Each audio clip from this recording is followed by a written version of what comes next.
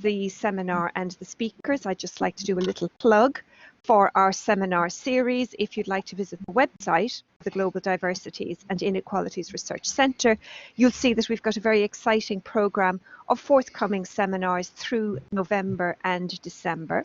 And we also have a programme of seminars lined up for semester 2, and they'll be going on the website soon. So there's lots more to come from the new centre. So it's my great pleasure today to kick off this first seminar. And we're delighted to have 2 speakers who are going to address a very important topic. The session today is called Learning from South to North, Thinking and Practice on Violence Against Women. And as we all know, the neoliberal agenda, the neoliberal ideologies across the globe have particularly impacted on women's security, most crucially in the Global South. And the seminar today addresses the connection between theory and practice on violence against women in the Global South. We have 2 speakers. We're going to start off with Professor Liz Kelly. And Liz is one of our best known professors here at London Met, and she's worked at the university since 1987. And she has led the Child and Woman Abuse Studies unit for 2 decades. And this unit is considered an international centre of excellence, and its research has influenced policy and practice across a range of forms of violence against women and children. And the MA in Women and Child Abuse was the first in Europe to claim this as its field of study. And Liz has worked in domestic and sexual violence support services, and she continues to be active in campaigns including End Violence Against Women Coalition. So Liz is our first speaker. But before I hand over to Liz, I'd like to introduce our second speaker, who is Dr. Maria Lopez, and she's a reader in sociology here at the School of Social Sciences at London Met. And Maria is also the Deputy Director of the Global Diversities and Inequalities Research Centre. Maria is the course leader for the MSc in Political Violence and Radicalisation Studies and a research fellow at the Centre for the Study of Security, Intelligence and Governance in Mexico. Maria investigates how political violence and the dynamics of security affect women in the Latin American and Caribbean regions. And she's currently finishing a book for Boydell and Brewer on the representation of political violence by Hispanic women writers. And she's also researching another book on the dynamics of violence against women in the Mexican border area for Peter Lang Publishers. So without further ado, I will hand over to Professor Liz Kelly, who's going to start today's seminar. I should just remind people, I forgot to mention that the session today is being recorded. So afterwards it will be put on the Research Centre website. Thank you, Liz. My presentation is about learning with and from the Global South, but also in conversation with Maria, we agreed that I would set some sort of parameters for both of us in terms of the topic that we're going to talk about. So I want to talk about a little bit about why learning with and from, and those are deliberately chosen words, from the Global South matters. I think it speaks to the issue about what counts as knowledge, who produces it, and who are positioned as knowers. And if we're really interested in decolonising our curriculum, in building relationships of solidarity, we have to be starting on the same ground as those who have far less resources and privilege. And so I think this is a foundation for me about how academics who are located and for me also have a nationality and a history in the global south, global north, we need to take seriously how we engage with and reproduce or challenge the power relations involved in knowledge production. So I want to offer some definition and conceptual foundations for what both of us are going to talk about. And then I'm going to talk about 3 examples. The first example is our attempt to create transversal concepts that were not rooted in a global north framework, then theorising in the global south, so a little reflection on research that I did on trafficking in Central Asia, and then learning from the global south some of the work on FGM that I use in teaching as a way of rooting what students come away with from that session. But they don't come away from that session thinking that there is only knowledge, there is only intervention, there are only ideas that originate in the global north. Okay, so CWASU was founded in 1987. We work from an intersectional feminist perspective, and unusually, we work across all forms of violence against women and girls. There are many centres where their focus is on sexual violence or on domestic violence. We don't separate in that way. We've done a large number of research projects, and a number of those have been international, the UN, the WHO, the EU, for the Council of Europe. And I spent some time with my colleague Linda Regan as a special advisor for the British Council on Violence Against Women. And that period was a period of being able to travel to the global south and to engage and learn with feminist activists in those spaces. And I think I learned how to engage with us both as knowers, with us both as able to learn with and from the other. So it was those women in South America, in Asia, in the Baltic states who actually enabled and challenged me to meet them on a shared piece of ground rather than me standing on a hill slightly above them. So we need to have language here, and there are a number of overarching concepts, and there are ongoing debates within academia and within policy and practice about which of these concepts we actually should be using. We tend to talk about violence against women and girls. In a lot of policy framings, this term gender or gender-based violence has become much more commonly used.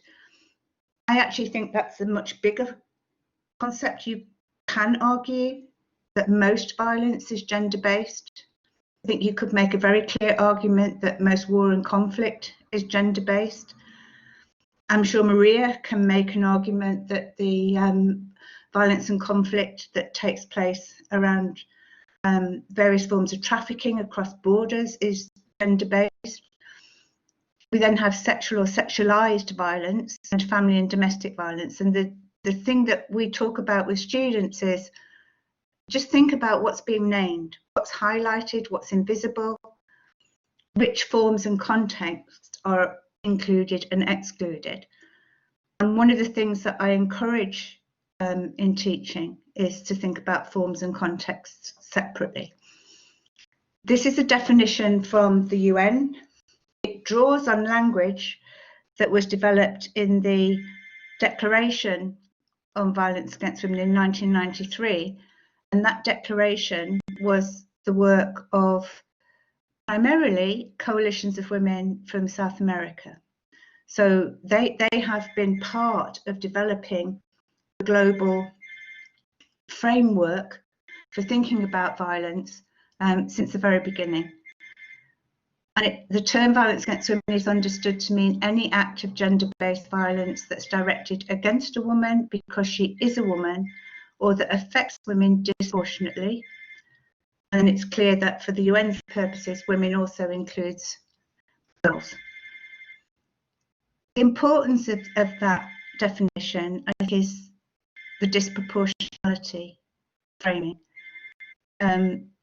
Feminists are often represented as suggesting that it's only women who experience sexual violence, for example. I don't think that has been the case. What is the case is that we have argued that women and girls are disproportionately victims, and even more disproportionately, men and boys are the perpetrators.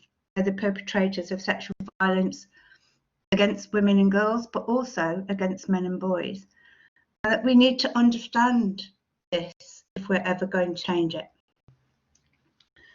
And the UN also talk about violence against women and girls as a cause and consequence of women's inequality, which erodes our fundamental human rights, and that we need to understand the tolerance and inadequate responses, which I'm sure Maria will be talking to us about in relation to a particular case study, are actually linked to women's status. It's because we are worth less than men that issues are responded to poorly, if at all.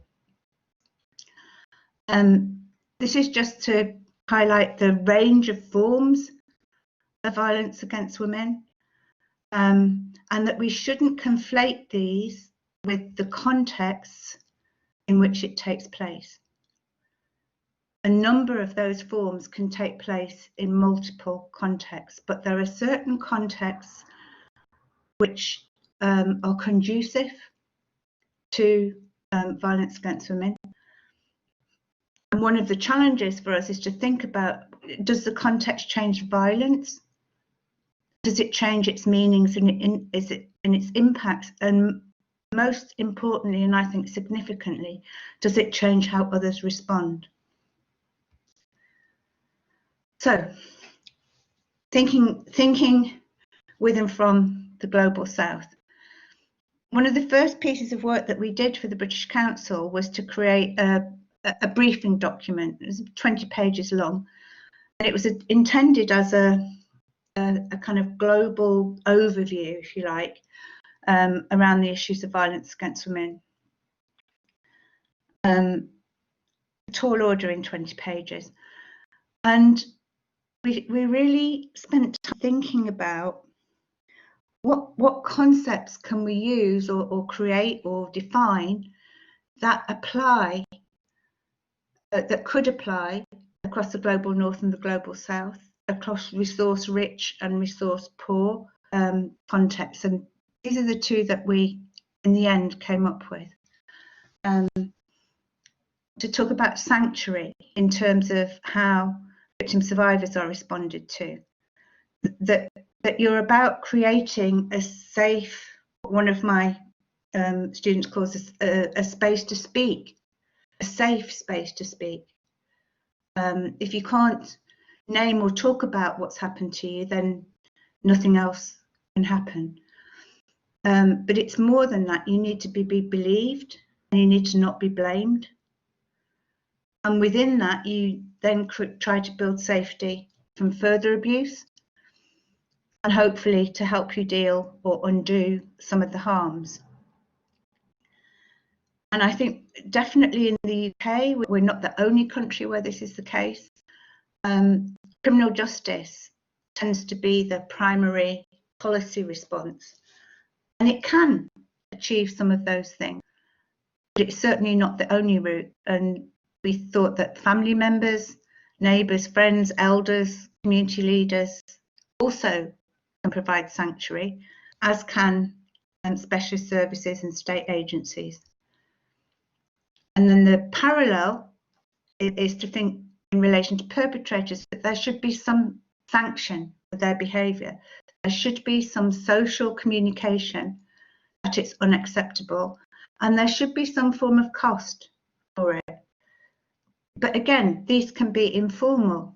There can be disdain, criticism, shunning, alongside the more formal routes that we think of in terms of rules and laws.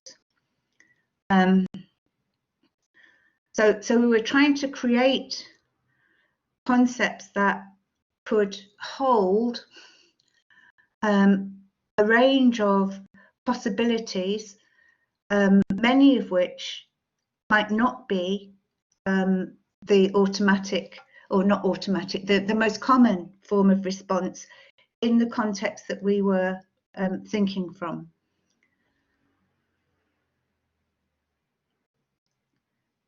Okay, this one is creating concepts within the Global South. So this is a piece of work that I did over about 14 years ago now, in partnership with the International Organization of Migration. And they wanted to look at trafficking of persons, so not just for sexual exploitation, which is actually my area of expertise, but trafficking in general within Central Asia. And I had the huge fortune to actually in Central Asia, in Kazakhstan, in Uzbekistan, and in Turkey. And as part of that process, I was involved in traveling by road from Tashkent to Samarkand. And everywhere there were these huge empty fields. And we had bought fresh fruit and various things from the local market. And it was the most wonderful tasting fruit, clearly not produced in the big agriculture ways that a lot of what we get to eat here was. But there were miles and miles and miles of empty fields. And as we went through villages, our guide is a woman called Elzbieta, said of the crowds of people standing around on the road, this is the local labour market. And while we were in one village, we couldn't actually get through because a truck arrived and people literally threw themselves into the truck. They had no idea where they were going, what they were going to be required to do when they got there. They were just desperate. And it was such a powerful contrast, the two images, that the title of the report is called Fertile Fields.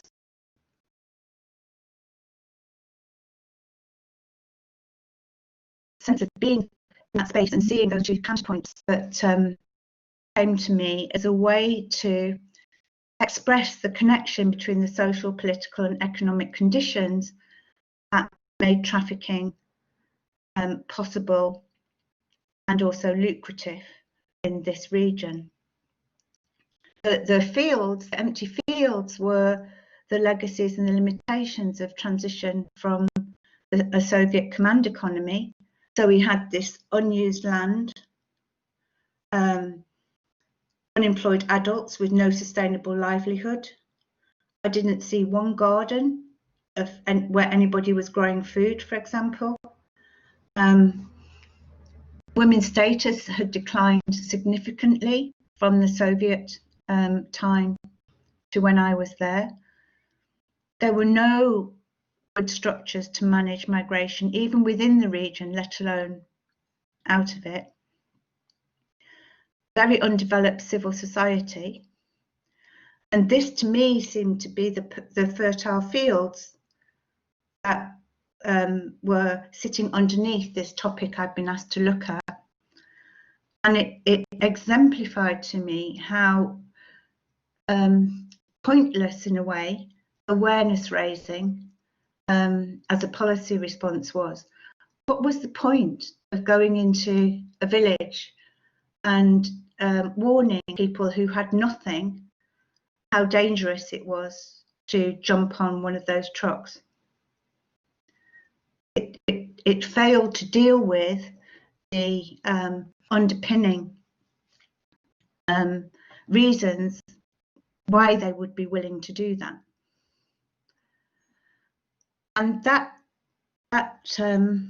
experience of being in that place and trying to make sense of what I observed and the conversations that I had with people there led to the development of this idea that is a core piece of my work now, which is to look at conducive contexts. What is it about these contexts that make them conducive for violence against women? So the fertile fields led to this thinking about conducive contexts. And I think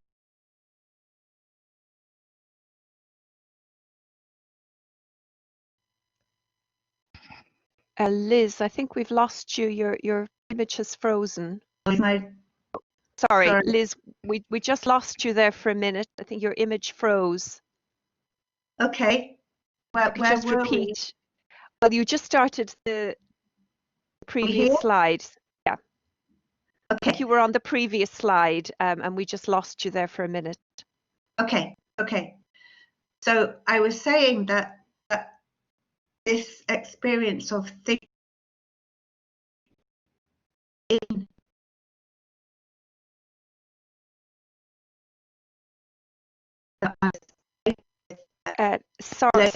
Sorry to interrupt you again, Liz. I'm just wondering, maybe if you turned off your camera, it might help us with the sound, because your sound is kind of weaving in and out. Do you want to try again, Liz?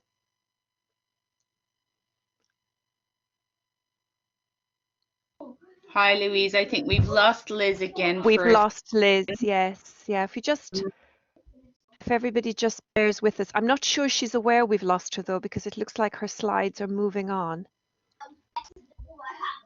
I'll send her a message in the chat to say that we've lost her.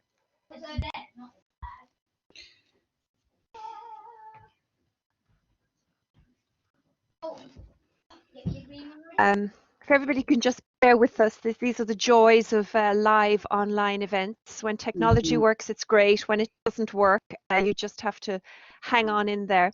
Okay, she's seen the message now, so she knows that we can't hear her.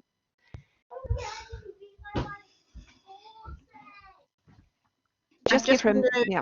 Can you hear me now? Yes, we can hear you now, Liz. I think it's better maybe if you leave your camera turned off. That might help the bandwidth. Great. Thanks, Liz. Thank you. Okay, I was saying that it was thinking in Central Asia around the idea of fertile fields that then led me to think about what are the conducive contexts for violence against women and girls. And then to further think, what is it that makes a context conducive? It's obviously, in one sense, a convergence of layers of power and authority, institutional gendered power relations, and limited external challenge or accountability. But also, I think, particular contexts, and I think this is one that somewhat applies to what Maria is going to talk about, where the usual or everyday hierarchies of gender are in flux, in jeopardy, or transition. Economic transition was clearly what was happening in Central Asia, but there are areas where there's conflict, migration regimes, and localized geopolitical gender orders are all part of, I think, what makes a context conducive to violence against women. And then within that, drawing on the work of Black feminists, also being located at an intersection where you're positioned in terms of that matrix of domination that Patricia Hill Collins talks about, is also a conducive context. Okay, and then this is the last little bit I want to talk about, which is learning from interventions in the Global South. FGM is a hugely contested issue. And it's also an issue, I think, in which a number of white feminists have approached it in a colonial or neo-colonial way. The clearest example of that is the Hoskins report that was written by Fran Hoskins in the 1980s, where it's presented as the kind of quintessential abuse of women's bodies and women's sexuality. And the critique of that is that comes from a colonial, arrogant, external gaze. And it also comes from a space which doesn't really recognise the work that has been done in Africa by African women, but also by African women in diasporas to address the issue. And it brings us back to this idea of who are the knowers. And there's a really interesting piece that I was extremely challenged by when I first read it, and now I teach with it, by feminist anthropologist Jan Oddy. And she lived for 18 months amongst practicing communities in Sudan and Somalia. And she writes her piece from the perspective of the language that women themselves use and the meaning that the practice, the meaning they give to the practice for themselves. And so they don't talk about FGM, they talk about cutting. And there are all sorts of ways in which they make meaning out of their experience of having been cut. And she talks also about the decisions that women as mothers and as cutters make within the context that they are living within and to some extent have internalized a local gender order, and that they act within this, and that there's a cultural meaning to these practices, which is about belonging and a kind of symbolic capital. And she challenges us, I think, to think about what becomes normalized. Why is it that all sorts of body modification and self-improvement can be seen as acceptable forms of 20th century femininity in the global north, but we still respond, or some of us still respond, to FGM as a form of barbarism? What I present to students in terms of what we can learn from the global south are the interventions that they're doing there. And one of the interventions uses something called the social convention approach to prevention. It's been written about in relation to how foot binding was ended in China, but that they used a community-based education process, and that it is the community in smaller groups and then rippling outwards who enable prevention to happen. And they had this thing called natural foot societies, where you would pledge not to do this to your daughters. And the extent to which you can diffuse this throughout a population and create a critical mass means that then you reach tipping point. And there is an organisation in Africa that began in Senegal but is now active in, I think, 7 African countries that uses this social convention model. They locate it slightly differently in empowerment and human rights than the foot binding societies, but they create groupings through awareness, discussion of harm, collective decision making, and they do it in villages that traditionally people marry between those villages. And when they have created change makers, and sufficient of them across the villages, They invite all the villagers to come together and they make a mass pledge not to cut their daughters anymore. It's a very different approach to prevention than any of those, I think, that we see in the global north. And I invite students to reflect on what we might learn from this as an approach to prevention.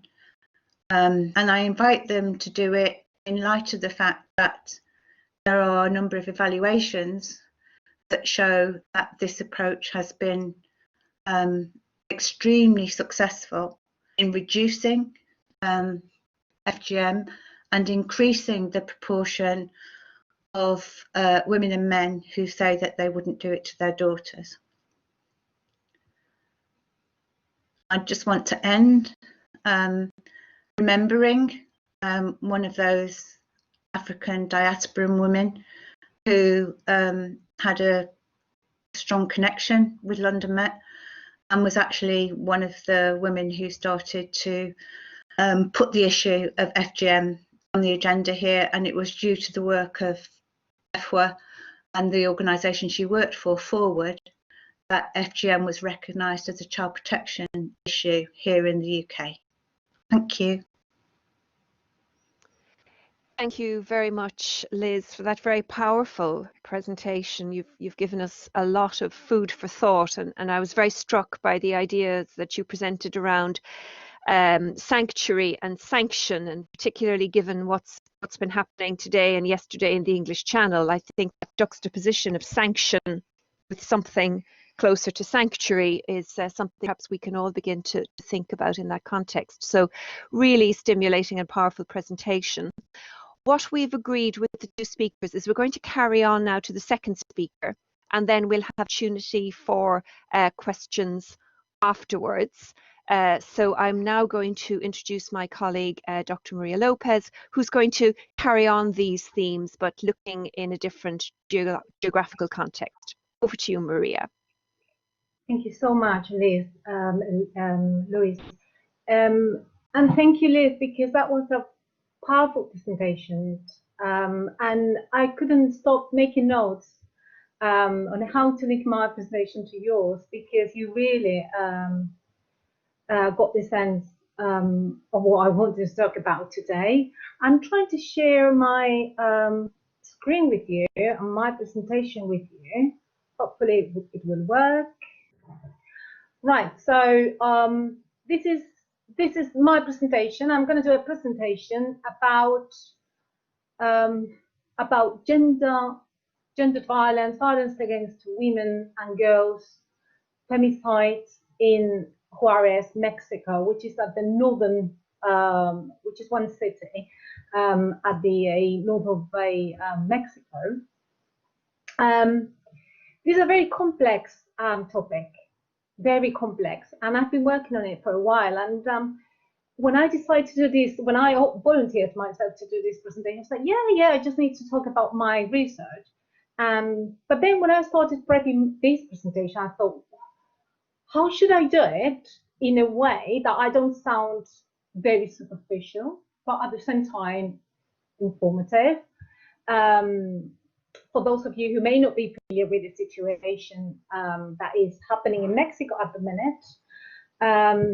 So I tried to do it, and then if there is something that you've got questions about, as Louise said, at the end we'll have the opportunity to go through this. I will concentrate in this presentation on femicide, which is the killing of women for reasons associated to their gender. Among the countries with the highest rates of femicides in the world, 14 are located in Latin America and the Caribbean region. And Mexico is at the top of these ranks, horrible ranks about gender crimes, with over 3,000 female homicides in 2019, of which only 1,006 are reported as femicides. Now, what's the difference between female homicides and femicides? We'll come back to this later in the presentation.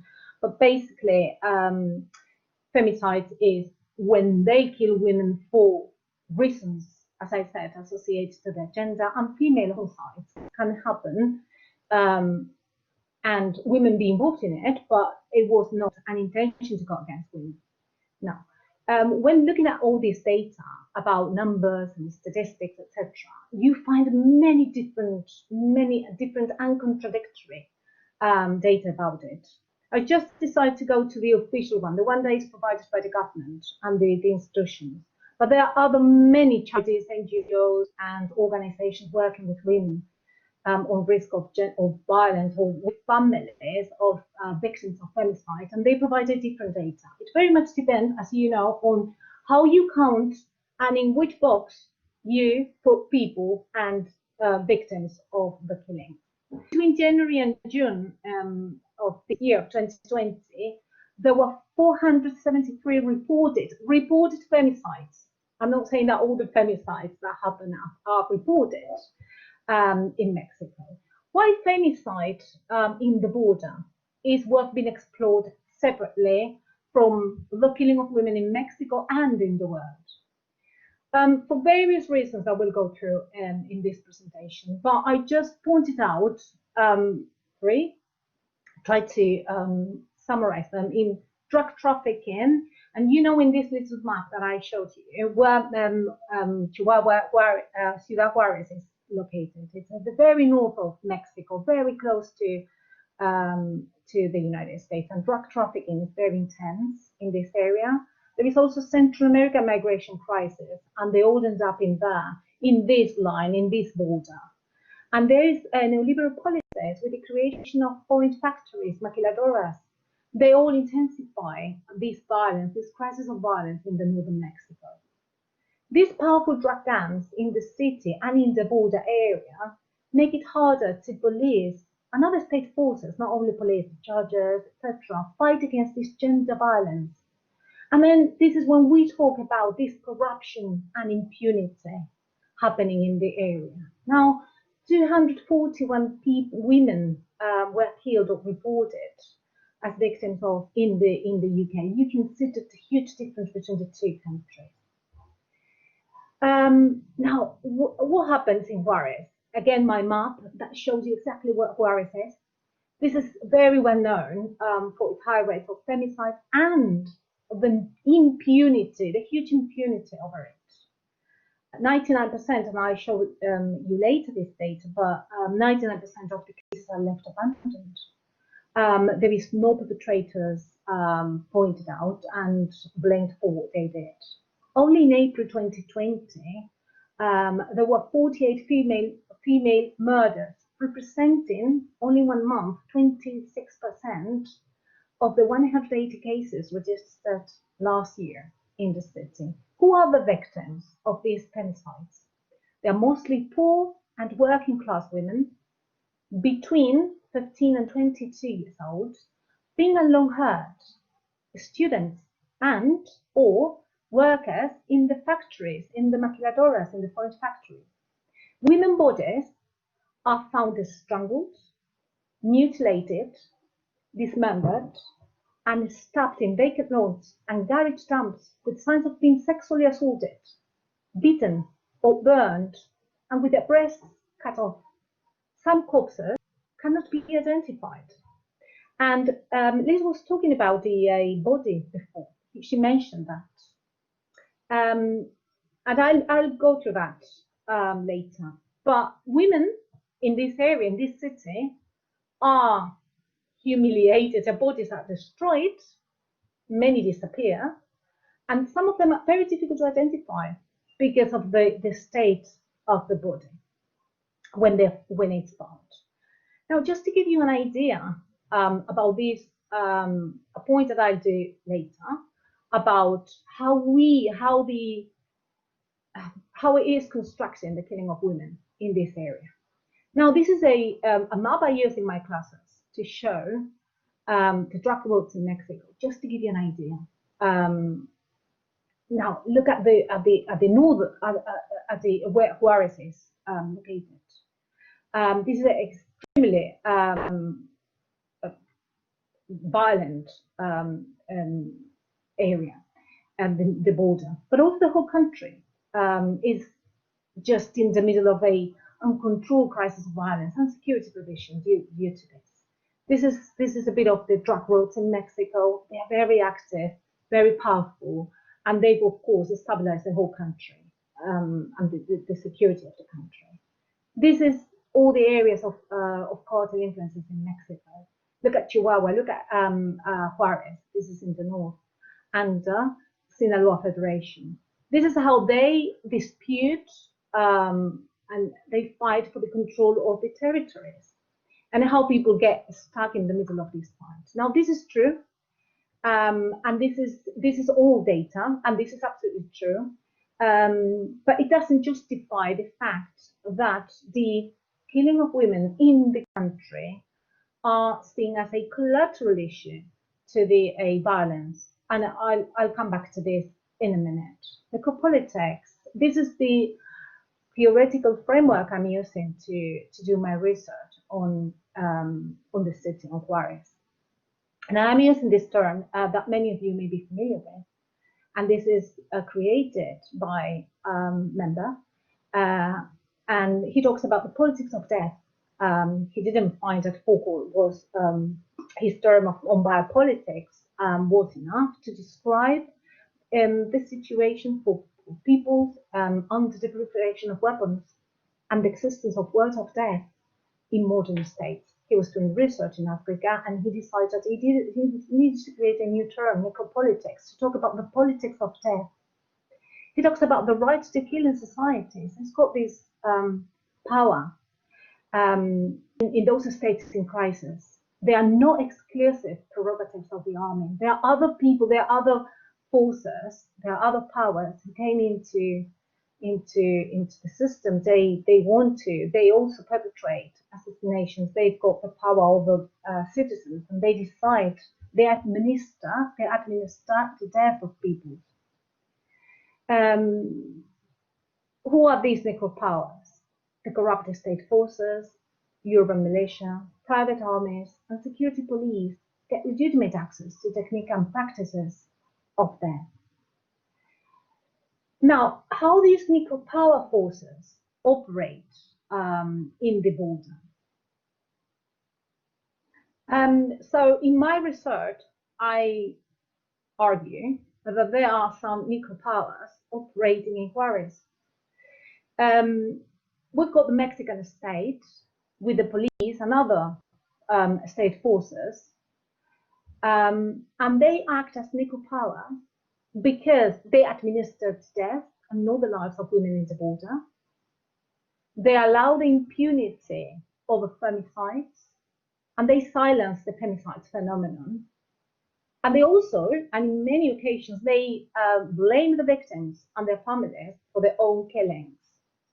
Consequently, there is the extended idea, they contribute to the extended idea that violence in the border affects mainly males. And now I need to take you back to this map in which I showed you all these routes, drug routes and drug trafficking routes in Mexico. And this is it. Violence to women and femicides, the killing of women for reasons associated with gender, it's just a collateral issue. This is the extended idea. It's just a collateral issue to the drug trafficking, to the crisis of violence due to drug trafficking. So this is the Mexican state, which I do believe is operating as a way of as a sort of necropower. I'm not saying that everybody who belongs to the state, the Mexican state, are corrupted. This is not the case, and not all the police is corrupted too. I'm not saying that. I'm saying that they contribute to that by allowing, with some impunity. Sometimes they can't take control of that, they lose control of this thing in the city, but one way or another, they allow the impunity. And sometimes, very often, I've seen reports that they sort of justify and try to silence the phenomenon. But we also have other necropowers operating in the area and in the city. We've got, of course, the drug gangs. And they are very strong necropower. They make it harder to police and other state forces fight against the gender violence. And then I refer to this corruption and impunity around the issue. But also drug trafficking in the US-Mexican border presents a particular narrative about women's killing as a sort of justification around their murders. And this is when we talk, and I referred to that a bit later, about the this narco culture and narco cultura, which we call it narco cultura, and narco corridos, which are narco corridos, which are a crime of ballads about gangs and the life of gangsters, etc., and how they portrayed a very masculine, authoritarian view of males and drug dealers, and how women are presented mainly as those passive subjects, very sexualized, living and existing only for the benefit and for the pleasures of males. And then, of course, there is another power, micro power, which is aggressive males who do not necessarily relate to drug cartels. They are part of this society. They live within Juárez. They're part of this society. They contribute to that. Why is it that we decide to, or why is it that we as scholars, and there are more and more scholars interested in how femicides operate, and why is it femicide in the border so interesting? What makes it different to when we do research on femicide in the border from what we do and what we research about when we look at femicide and the rest of the country? Necropower forces give violence against women a different complexity to the violence associated with organized crime in the border. So this violence against women, these femicides, needs to be looked at as something a bit more complicated than just a collateral issue or a consequence of this organized crime and gangs, etc. Why? Because this is embedded in a process, and this is my point and my main argument in my research. Femicide is a process. It's not just a criminal act happening to a woman. And this process is for gaining control over women's body. This process starts before the criminal act itself and continues after it. And it starts in a machista ideology that informs the contempt for women in the city, continues in the criminal act, and continues later, after the criminal act has happened, in the impunity of femicide, with a very often, it happens many times, attempts to discredit the victims and their families. So this is a process which I did a bit of structure here. This is the machista ideology, which happens before the act itself. This is embedded in the city. It's embedded in the private sphere. This underestimates women's values, interferes, got the power to interfere in their society, and dictates roles, the role of women in society, and what are the right spaces for them. This is also embedded, and this is extended and reproduced in all this narco culture that I was referring to before, and these narco corridos, which are drug ballads, in which we find the protagonist a male who is a drug dealer, who is very much admired by the community. And everybody admires his life, and he is in power, and he dispossesses. He's got the power. This discourse has got the power to dispossess women from the control of their own bodies. Remember, this is a process for the control of their body. And this machista ideology, they make a distinction between two types of victims. They distinguish between the innocent girls, those are students I was referring at the beginning of my presentation, whose identity is sort of constructed like Virgin Mary. She's powerful, she's innocent, she's naive. She was on her way to school, and then she got kidnapped by males, probably. They were involved in this organized crime, etc. They make a distinction between these innocent girls. There's no, they shouldn't be there, and prostitutes, sex workers, who are involved in this criminal activity. And they embody this idea of inherited prostitute. This is the prostitute, and this is a way of justifying that she got in trouble. She was in trouble. She got involved with these people. That she is a bit of blamed for her destiny. Now, what was the role of working women? These obreras, those working women in the maquiladoras, are often taken for prostitutes, rameras. Now, we've got this machista ideology that is embedded in the city, that is everywhere in the city, manifests everywhere in the city. We've got the Femicidal Act with mutilations, signs of being tortured and sexually abused. And then we've got impunity with 99% of unconvicted femicides. That violence against women are treated as a chronic violence in an area that is embedded in this crisis of security. This discourse, which has the implication that I mentioned before, has another implication, which is that they release the state from all responsibility over women's margins. And they leave women defenseless against aggressive males who aim to, as I said, take control of their bodies, appropriate from their bodies. But let me just, for a minute, go back to this idea of the body. This picture, which I find extraordinary,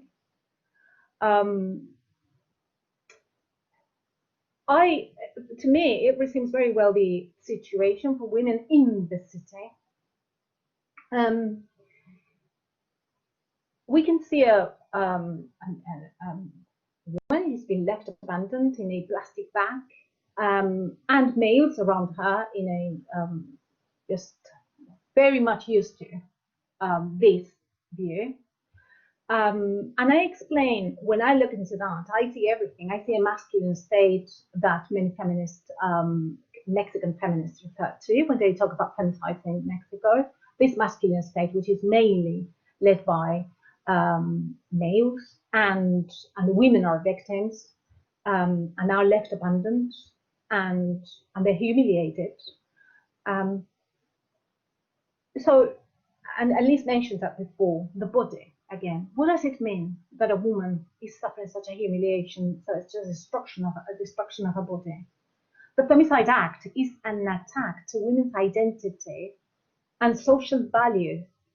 This is not only the killing of women, but this is why the case of Juárez is particularly painful for that, is that women are destroyed, as has indicated before, and it's got a meaning. They are treated in many occasions as sexual commodity. And as I said, it starts with this ideology. And this ideology manifests at home, in the streets, and in the factories, in many different areas, and by different ways, with different mechanisms. And how does it affect, these necropolitical mechanisms for gaining control of women operate, for example, in the labor context? And then this is when we researchers talk about the feminization of cheap labor with exploitative working conditions for the maquilas in the maquiladoras, following the US-Mexico-Canada agreement. And I said at the beginning of my presentation that Juárez received thousands of people, migrants from Central America, but also Mexican women coming from other areas which are less prosperous, and they're traveling to Juárez to work in the maquilas. They are poor women with no network, nobody who cares about them or who misses them if they disappear. But they also have to encounter the situation with this in the factories, with these neoliberal agreements made. There is a popular discourse that often equates the maquiladoras with sex workers, and they are very much accused of living a double life. They represent a challenge to men's masculinities. They're working at home, they're working outside home, and they come home and men feel sometimes challenged by these women. They are blamed for the increase of crime rates and drug-related violence amongst youngsters. So this is another necropower force operating in this city.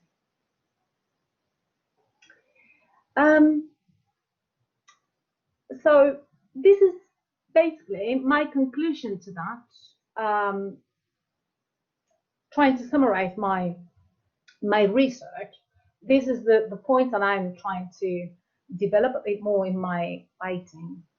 So I present femicide phenomenon in the Mexican border with particularities compared to the rest of the country, which is a powerful drug gangs, a migration crisis, and the military industry. Femicide is a manifestation of the fight for the control of women's bodies. This process starts before the criminal act itself, with a negative discourse on women and other forms of gender violence, and continues in the impunity over the killings. The process reveals that there is a prevailing politics for the administration of citizens' deaths and no life in the border. This politics is led by necropowers, such as the state, drug gangs, and males, who are not, and this is a very important point, isn't it? They are not necessarily linked to drug cartels, but they just embedded that negative discourse against women. And they demonstrate it, they perform it, and they do it. They collaborate with that. They contribute to that. They tolerate, they accept. Also women, many women accept this discourse. And necropowers exercise violence against women in the private, public, and labor environment. I try to make a distinction between the three sort of environments, but it's such a difficult thing to do because everything is interrelated. It was just my attempt to do it, just to present something in an organized way. But as you can see, and that would be my conclusion to my topic, this is an extremely harsh topic to do research about. Very difficult to do research about, but it's a very also it's a very difficult topic because it involves so many things, from social policy, international policies, politics, social science, cultural studies, everything. So it's a very difficult topic. So I think I'm finished, Louise. I just let people ask if they want to, and then we can answer in specific questions. Thank you so much. Thank you very much, Maria. Again, a really powerful presentation. And I have to say that photograph that you showed of the woman's body in the plastic bag, it did leave me slightly feeling a bit queasy. That's a really powerful photograph. And I don't know if the men in the picture were aware, because they seem to be ignoring this dead body. But so I'm really struck by how powerful that photograph is. I would just, while you're bringing it back up again, just to say, if people would like to raise their questions in the chat, or alternatively, you can put your hand up and I'll ask people to speak their questions. We've got plenty of time. Both Liz and Maria stuck very disciplined, in a very disciplined way, to their timing. So we have plenty of time for questions and discussion. It's hard to have discussion in this kind of format, but we'll do our best. So if anybody would like to start by... Now, the problem with raising your hand is there's 45 people, and I don't know, I'll just have to keep scrolling up and down the list. But at the moment, nobody has their hand up. So if you'd like to just turn your microphone on and ask your question. I can see that Natalia A has a question. Yeah, so actually I'm very curious because obviously dealing with narco traffic, and most of all in Mexico, where it's, well, in Latin America in general, where it's so tremendously, I mean, powerful. The question is what was the way to deal with this? How can we find a resolution? How can this be ended? That will be the question, or addressed at least, minimized at least. So we've got Antia has her hand up, but maybe if you would like to start by answering Natalia's question, and then we can come back to other questions that are lining up. Maria, would you like to start? Yeah, I mean, well, Natalia, your question about how should we end up with necropower, it's a very good one, actually. It's a very difficult one for me to answer. As Liz said in her presentation, I think it's a very good point, and I take that point too. We're trying to make sense of it. We're trying to theorize, to give a language, to try to provide account of it, to see how we can present those things in order for them to be resolved. But as you can see in my presentation and also in Liz's presentation, this topic of femicide, of violence, women's violence, gender violence, etc. These interconnect so many things. It's such a difficult thing to solve, because in the case of Mexico, for example, we've got a crisis of violence and security provision going on at the minute. Oh, did I leave? Can you hear me? You're fine, yes, carry on. Oh, all right, because it says you are reconnecting, so yeah, I will ignore that. So we've got a crisis of violence and security provision running out at the minute in the country. So the country is very much destabilized by the whole crisis. We've got huge amount of corruption, and our friends, and I've seen some of them connected in this presentation from Mexico. They will say yes. There is huge levels of corruption at the very high level, but also at the bottom line. There is fear. There is fear to challenge drug dealings and gangs, etc. But there is also a fear to challenge the system, a masculine system that's got all the power in not only Mexico, but in the area, in the whole Latin America and the Caribbean, as many of you know.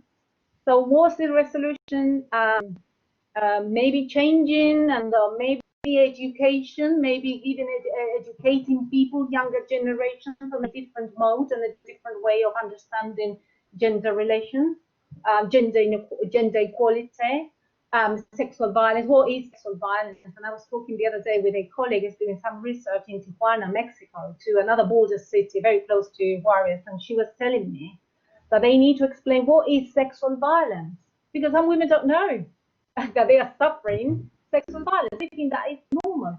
Some males do. They do believe that it's okay. This is how this is what it is expected from them, being males. And I'm sure Liz can tell a lot about masculinity, etc., how we construct masculinity. And just to finish and let Liz respond, etc. When I did this research, and Louise knows about it because she read my article, I was astonished to see the success of narco corridos, which is this narco ballads, the huge success in the northern border with all these drug dealers, male drug dealers, being the owners of the city, and all those women applauding them and loving them, while they are producing a very negative idea and construction of women. So I was thrilled to know that. So I let Liz reply. Yeah, Liz, would you like to say something?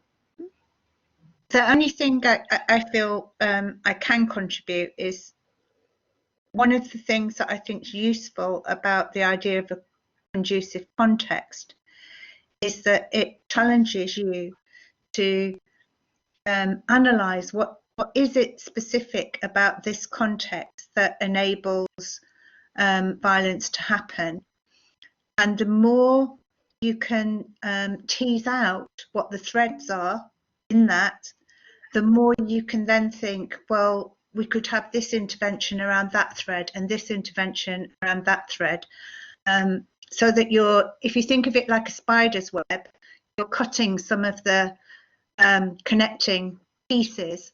I don't think there's one thing that any of us know will work in any context. It's going to be multiple things that are specific to each context, I would say. Yeah, thanks, Liz. I've got Antia has her hand up, and then Natalia has another question. So if I can go to Antia next, and then we'll come back to Natalia. Antia? Thank you. Good afternoon to all of you, and thank you for your presentations. They were quite interesting. My question, connected to what Liz has said, I wanted to ask Maria about the importance of the context in your research, because you are focusing, perhaps in my view, or this is just to share reflection on the question of femicide, but what about the border context? This is about the ritual and the South. And for these women, apart from necropolitics, there is another side to it. The fact that these women, they are there probably because there are opportunities, and the border is always an element of protection. I have in the Pakistani border, and of course the context is totally different. Here is the border also has a very positive connotation for those women. They are there because they want to work, and so what about problematizing this context, this border context, a little bit more? The second issue is if you can share something about your fieldwork experience in this region in the sense of ethical issues and yes, in terms of field research. Thank you very much. Okay, right. Okay, so the first question about this notion of the border. Yes, Antia, how important a border is as a context. Traditionally, can you hear me? Yes, we can hear you fine. Yes, fine. Okay, thanks, because I've got so many messages saying that you are reconnecting, etc. Okay, so how important the context, the border is in the study of femicide in Juárez? Actually, what makes Juárez interesting, if I may say, is the fact that it is located in the border between the States and Mexico. They're building a wall, etc. All those connotations. You said something very important, that women arrive there thinking like it's a success to arrive to Juárez, like it is a success to arrive to Tijuana. Yes, if you're coming from Central America, you made your journey, you're just there, you're just about to cross the border and coming to the States, etc. But for many women, they just arrived there, they just decided to get there because they needed work, and they thought that the foreign factories will provide a solution for them, an exit, they will improve their well-being, etc. What a success to get there, and what a disappointment to get there. When they get there, they see that they are completely helpless, they're abandoned. The labor conditions at the maquiladora are very bad. They improved last year, but still they are not very good. They found themselves in this social environment which I just described, very violent. Forget about machismo, but it was very violent. And as I said, many of them just survived by themselves. And we don't have the time to go through that, but the neoliberalism, how those factories are set up in there, the way they treat their workers, male and women. And I did a blog entry for the LSE quite recently, and I just did a bit of research on their reaction, the factory's reaction to the COVID-19, how they protected their workers. And it was just from one thing into another, forcing people to go to work, asking them to sign fake contracts, threatening them not to renew the contracts, reducing their salaries, etc. So yes, just to resume and going back and see to your question, yes, the border, how important the border is, and I'm looking into this context in my research very closely, and I'm particularly interested. And just to finish with it, I was also very surprised to discover that the situation for women and femicides and sex trafficking, etc., in the northern border of Mexico is different from the southern border. So it's got its particularities, its characteristics. It is different in both settings. Now, about my field work, I had some funding from the university to go to Ciudad Mexico in February or March, and it was all cancelled because of the COVID. So I hope I will renew my thing, and I will be able to go next year maybe. Because COVID is it's having a huge impact in Mexico and there too. But I am in contact now with some NGOs and charities working in the border, and I am sort of improving and my research and moving forward with it in a very interesting and exciting way. So I will be able to tell about my field work hopefully soon. Yeah.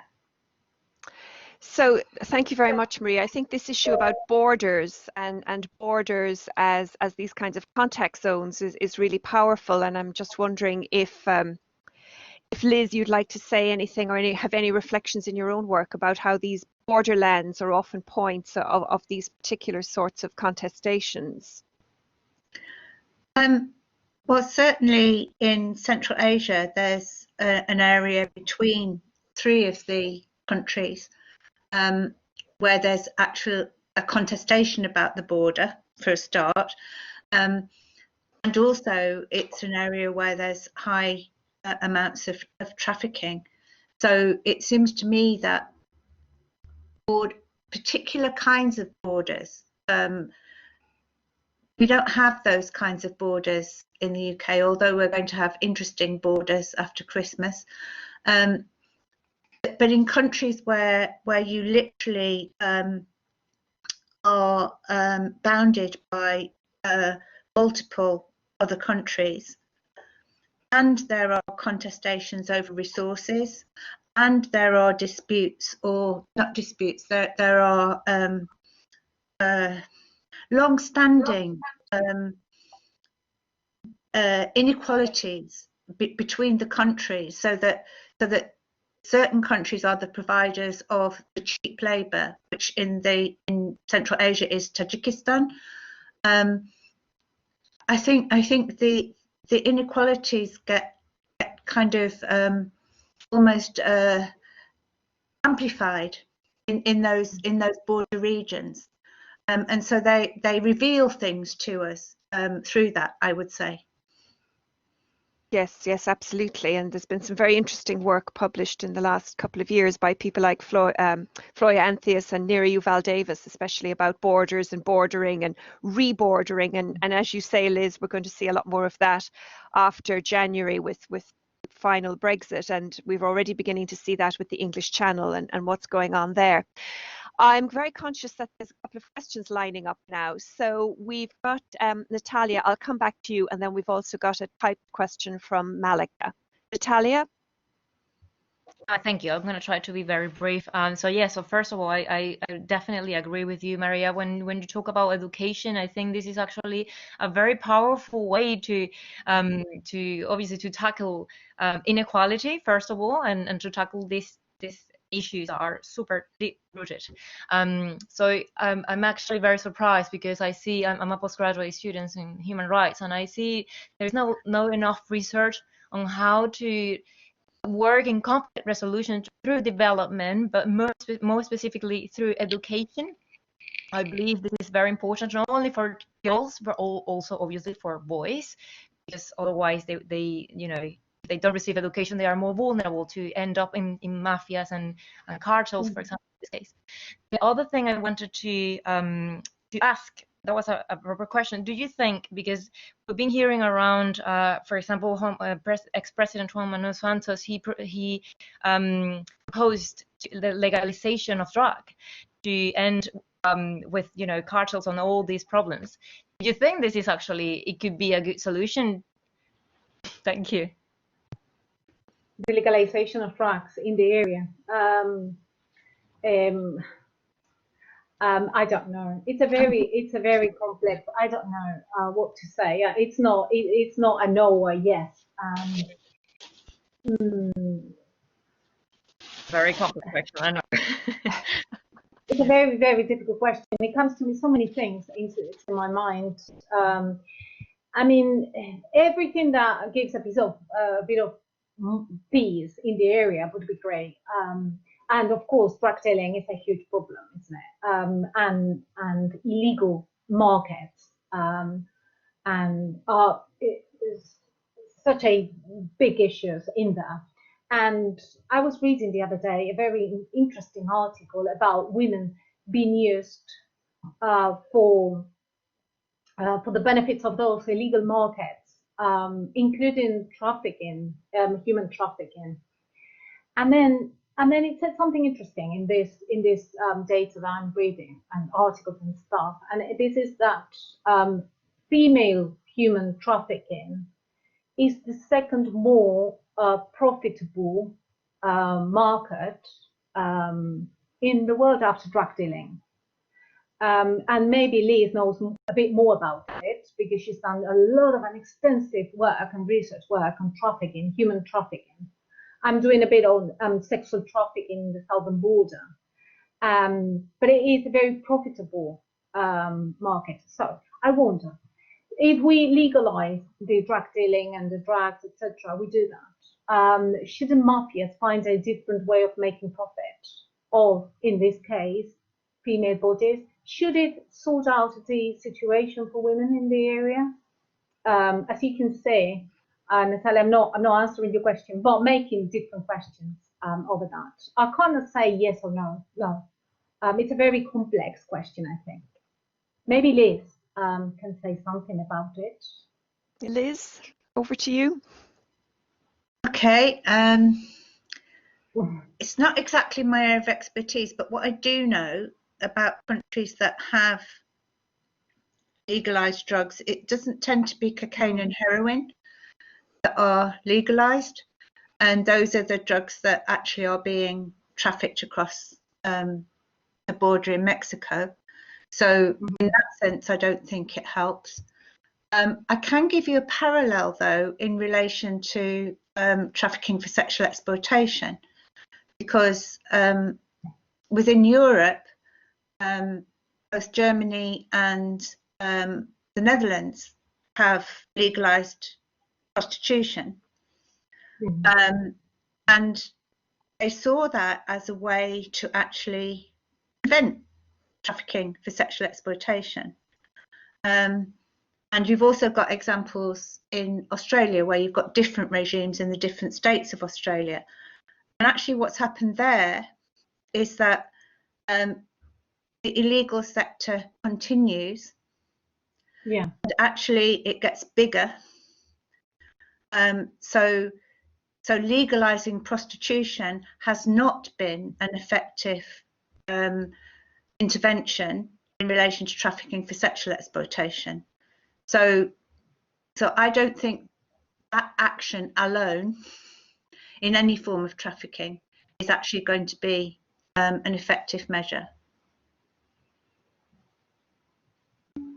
Thanks very much, Liz. Obviously, these are big issues that we're dealing with here. I'm conscious that we've got a few hands up and a few questions. I can see Maria has her hand up.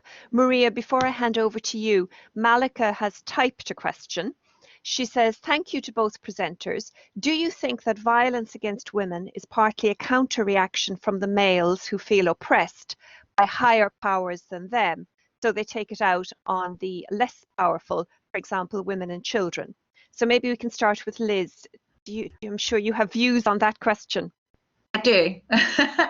If that was the case, then it would we would see that violence against women was only committed by men who are themselves lower down various social hierarchies. That's not actually the case. White professional heterosexual men commit rather a lot of violence against women. So it doesn't count. It doesn't help as an explanation for me in that way. I think we can think that violence is a resource available to all men as part of how they do masculinity. And if you are deprived of some of the ways to achieve masculinity, such as I don't know, being successful in sport or job or whatever,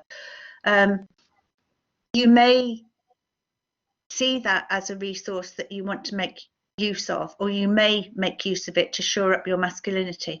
At the same time, I also want to be really clear that a lot of men don't do this. They don't use violence, and I think we're far too little interested in men who don't use violence than men who do. How do those men create a sense of their selves as men? I think this is a question that we should explore a bit more, personally. Yeah. Wow, thank you, Liz. That's an interesting angle. Maria? Sorry, I just wanted to say, because I'm thinking about Natalia's question about the legalization of drugs very, very quickly. I think, Natalia, we should be talking in the border. We should be talking about illegal markets more than drug trafficking, you say? This is all the markets that are illegal. And there you've got many other issues, not only drug dealing. I think that answers my question. So again, I need to go to Antia's question about the border. What does it mean, and how do we contextualize femicide in the border, in the Mexican border, and particularly in the US-Mexican border? So I just let you that with it. So Malika is just thanking you for answering her question, and she says, I asked the question because that's what you get from men as a justification of various forms of violence. So she wasn't suggesting that that was her own personal view. So thank you, Malika. And now we've got Maria, who's had her hand up patiently for some time. Maria, over to you. Other Maria. I hope I'm the right Maria. There are too many Marias in this session. So Maria Tanofi from Brunel University. I just yes, you are the right Maria. Yeah, all right, great. Thank many thanks to Louise and Maria. And I just wanted to say that some of the things you've mentioned, including how men do masculinity and they reinforce masculine identities, also issues around context, are very relevant to some of the work that I'm trying to develop at the moment. I'm interested in gender-based violence in schools, but also the violence experienced by students on the Greek islands, where there are many university campuses. And in the last few years, we have seen exacerbation of violence against female students perpetrated by locals.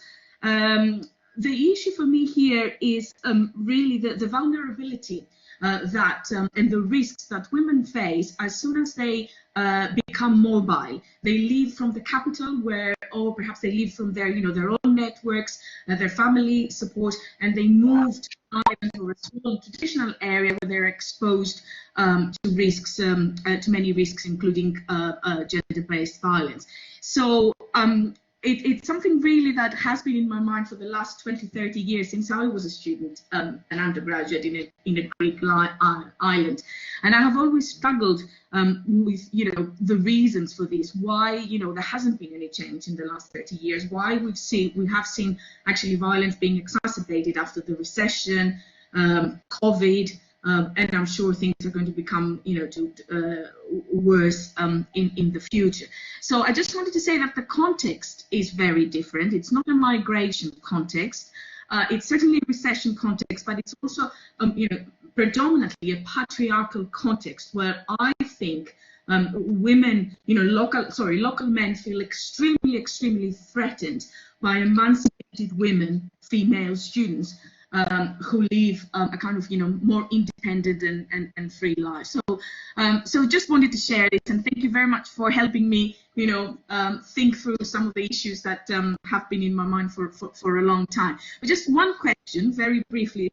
I was just wondering, this is to both of you, how is the concept of South, global South and North, configured in your own work? Right, thank you, because that's Maria. something else I've struggled for a long time in my own work, in the Mediterranean. Yes, that's a very. I was actually, if I can just abuse my position as chair while the two speakers are thinking about that one, I was at a session last week where there was a similar discussion about Global South, and a number of people complicated that construction and talked about, well, where would you position China? You know, there are complexities now about how it's no longer a sort of neat polarity, if it ever was, between so-called North and South. So I think it's something interesting for us to take on board. So thank you for that, Maria. And I'll now hand over to our two speakers again. Liz, would you like to start? Yes, it's a shorthand, isn't it? And all shorthands oversimplify. I have a friend and colleague who talks about the geopolitical South, and in that I think there's an implicit reference to colonial histories that have shaped peoples and places over time, and I welcome us having more complicated conversations. But even within that, we're still going to need to find forms of shorthand that allow us to communicate, whilst recognizing that it's always more complicated than that. I just wanted to pick up your use of this term vulnerability, because it discomforts me, because I think it means that we're locating the issue or the problem within those who suffer harm, rather than those who enact harm. And you're only vulnerable if we don't live in a culture of respect and care. If we lived in a culture of respect and care, older people wouldn't be vulnerable, people with disabilities wouldn't be vulnerable, because they would be held by the community that they were part of.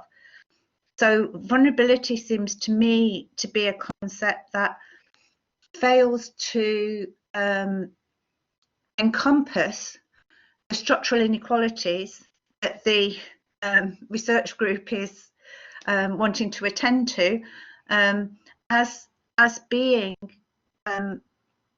foundations which mean that some groups are deemed worth less than others, and the more you're deemed worth less, the more you are available as a target for all kinds of abuse. Yeah. So I just want to say that we need to think about. Yeah. I'm absolutely not suggesting that you intended to imply all of that at all. I think it's become a word that we use, and that's interesting, because I used it intentionally to encompass all those issues you've mentioned. I agree. I agree with you with everything you said. I mean, I use it, as I said, I use it intentionally to show that, you know, exactly what I feel, that, you know, as women within the Greek context, you know, where I'd like to develop the work, they wouldn't have to feel vulnerable if, you know, we didn't have those structural inequalities and the very, you know, patriarchal system. So it's interesting how concepts are used, and what might, you know, the intentions of the speakers might be. But I think it's interesting that we're having this conversation, you know, and trying to understand where each other comes from, really, and how we use terminology within the field of gender-based violence. Yeah. Anyway, Thank you, Maria. Thank you. So I'm just wondering if there are any other questions. I don't see any other questions. Nobody has their hand up, and there aren't any questions in the chat. So while I hand over to my colleague Maria Lopez to answer that question, if anybody else has a question, now is your moment to get it in. And if not, then I'll invite the speakers to do a final wrapping up. But in the meantime, I'll hand over to you, Maria, if you have some thoughts on two issues, really. One is about the global north, global south, and how we kind of construct those and how we use those as a shorthand. And the other is if you have any thoughts about the way in which we conceptualize vulnerabilities. Yeah, thank you, Louise. About the vulnerability thing, I think Liz is absolutely right, and I agree with her. Many things come to my mind at the minute, and it's very important, the language we use when we review and when we research on these issues. And Liz mentioned that at the beginning of her presentation, and I've been keeping on reminding this because it's the terms and the words are so powerful, and that sometimes they mean differently. I'm thinking now about the term victimism, and the victim, or the female victim, the victims of femicide. Every time I write it, I think, oh my God, I'm victimizing women. I'm making them vulnerable and powerless. And as Liz said, just because we live in a world, or these particular women we are researching about, they live in a world which is quite aggressive against them, it doesn't make them powerless, etc.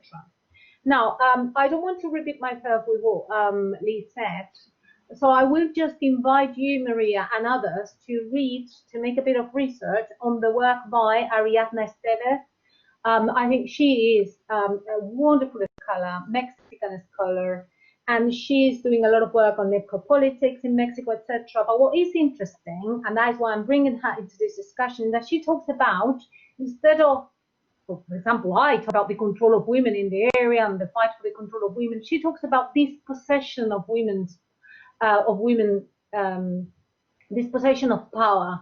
So women are dispossessed from their power to exercise their identity freely in this context, you see? So this is she inspired, I have to say, in Judith Butler. But again, I think the notion of dispossession and how women, and in your research, Maria, about education, etc., how women and girls from a very young age, from a school, without having any knowledge about it, are dispossessed about their power, just because in a natural way they accept they're less than males, than children, than boys. And males, and going back to that notion of masculinities that Liz was mentioning before, men exercise their power over women exactly the same, in a very natural way. They learned it and they exercise it. So yes, in terms of the South and North divisions, etc., I always tell my students, bear with me, it is under construction. So what we do understand today by North and South, according to colonial and post-colonial studies, is not what is being understood by North and South in other areas and regions like Latin America. They are not quite happy with this distinction between North and South. Actually, if you look into the map, I'm not sure that Mexico is in the South 100%. Actually, we talk about Central America. So how do we use it? How do we conceptualize these divisions?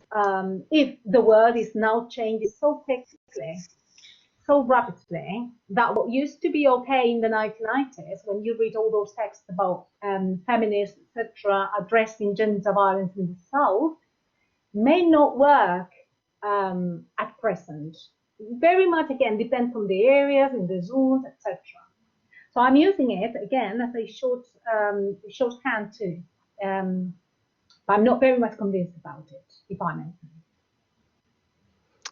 If I could just, again, abuse my position to share these pictures with you. This is a picture of a toy that I saw for sale in Aldi on Saturday. And it's a toy, I couldn't believe that this could ever be constituted as a toy. It's a wooden clothes bearer with a basket. And I don't know if you can see this, but up the top it talks about feeding children's curiosity and imagination. But I think you'd need a particularly vivid imagination to think how many hours of fun you could have clipping clothes to a clothes dryer. And the other one is even more exciting, if that's possible to imagine. And this is another toy, an ironing board and an iron. So there you go. These are toys in the 21st century that are being marketed at girls in Aldi in South London. So I think, as you can see, we still have a long way to go. Sorry, I just had to share those with you because it was so pertinent to what you were talking about, dispossessing women and dispossessing girls of any kind of aspiration in life other than doing laundry. Well, yeah, no, thank you, Louise, because I think Lise will agree with me.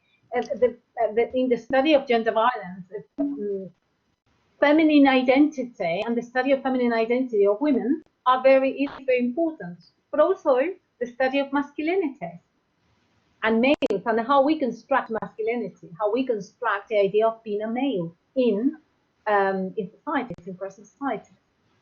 So yes, absolutely. Yeah.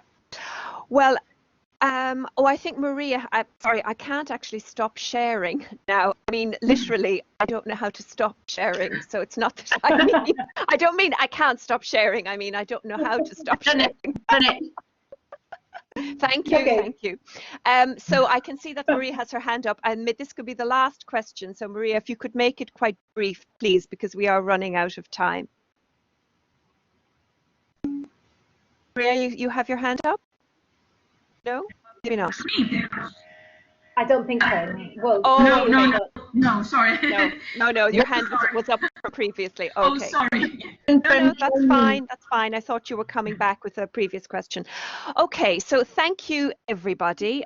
It's been, as I said, our first seminar of the series, and I would please encourage you to go to the Centre website, the Global Diversities and Inequalities Research Centre website, because we've got some fascinating seminars coming up over the coming months. But I would now like to take this opportunity to thank our speakers for today, Professor Liz Kelly and Dr. Maria Lopez, for really, really powerful presentations that I think have given us huge amount of food for thought, but also some possibilities for action and some thoughts about how we are able to learn from each other and cooperate and mobilize to try to challenge some of these issues. But thank you all very much indeed, and a particular thanks to Liz and to Maria. Thank you very much to everybody. Yes, with that I will close the session. Thank you very much. Bye-bye, everybody. Thank you. Thanks. Bye-bye, everybody. Bye.